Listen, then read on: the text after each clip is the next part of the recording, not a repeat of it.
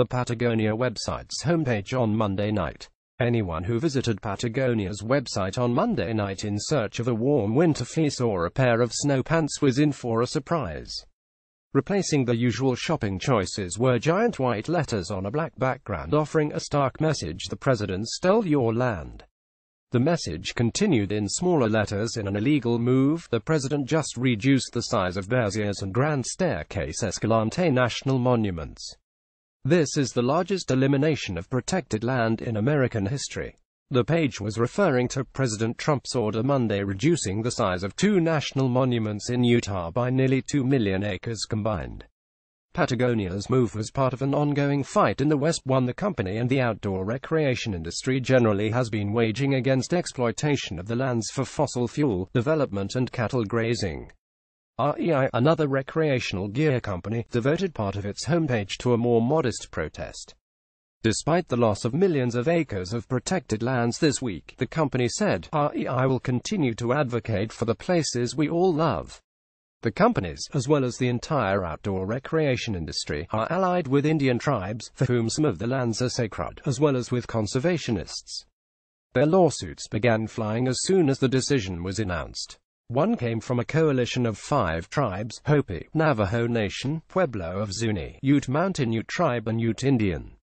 Separately, a coalition of 10 conservation groups, including the Natural Resources Defense Council, the Sierra Club and the Grand Canyon Trust, filed a lawsuit against Trump, Interior Secretary Ryan Zinke and Bureau of Land Management Director Brian Steed through the non-profit environmental law organization Earth Justice. The suit, which is likely to provoke a prolonged court battle, claims Trump cannot legally revoke the land's monument status.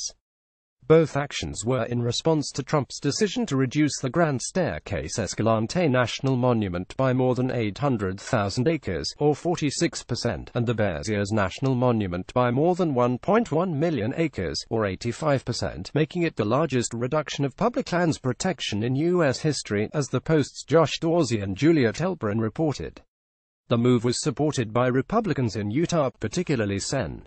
Orrin G. Hatch and Gov. Gary R. Herbert. They argue that the protected areas were unnecessarily vast, limiting the potential for economic growth and generally increasing federal control over a state where some 2/3 of the land is already owned by the U.S. government. Trump said he reduced the monuments because some people think that the natural resources of Utah should be controlled by a small handful of very distant bureaucrats located in Washington. And guess what? They're wrong. Peter Metcalf, founder of Black Diamond Equipment and an environmental activist, called the move a rape and pillage approach. In an interview with the Washington Post, he called it a real tragedy to tear up this place that is rich with dinosaur bones, cultural antiquities and is a sportsman's paradise. That's not the best use of the land. Patagonia's message included illustrations showing what part of the two monuments will no longer be protected and facts about protected lands, noting that 90% of U.S. public lands are open to oil and gas leasing and development. Only 10% are protected for recreation, conservation and wildlife. The website urged people to take to social media, using the hashtag #MonumentarMistakes to protest the order. Many Instagram users posted photographs of the two landscapes, while many Twitter users praised the clothing company. "You stole our lands. They belong to all Americans, not corporations," tweeted one user, who employed the hashtag. "The largest land heist in our history," tweeted another. Patagonia founder Yvon Chouinard told CNN he too plans to suit the president. "I'm going to sue him," Chouinard said. "It seems the only thing this administration understands is lawsuits. I think it's a shame that only 4% of American lands are national parks. Costa Rica's got 10%. Chile will now have way more parks than we have. We need more, not less. This government is evil and I'm not going to sit back and let evil win." Patagonia has long been an active participant in the fight to protect the environment. In 1986, the company pledged to give 10% of its profits to small groups focused on either saving or restoring natural habitats, its website stated. Some critics consider Chouinard, and by extension his company, hypocritical, pointing out his vast wealth. He ranked number 11 on the Forbes list of 12 notable new billionaires of 2017. What's his net worth? San Juan County Commissioner Phil Lyman asked about Chouinard in a CNN interview.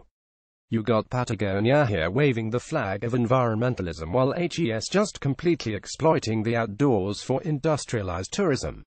More from morning mix. Texas police officer fatally shot in ambush-style attack. Christiane Amanpour named interim replacement for Charlie Rose on PBS. Billy Bush says there were 8 witnesses to Trump's Access Hollywood comments.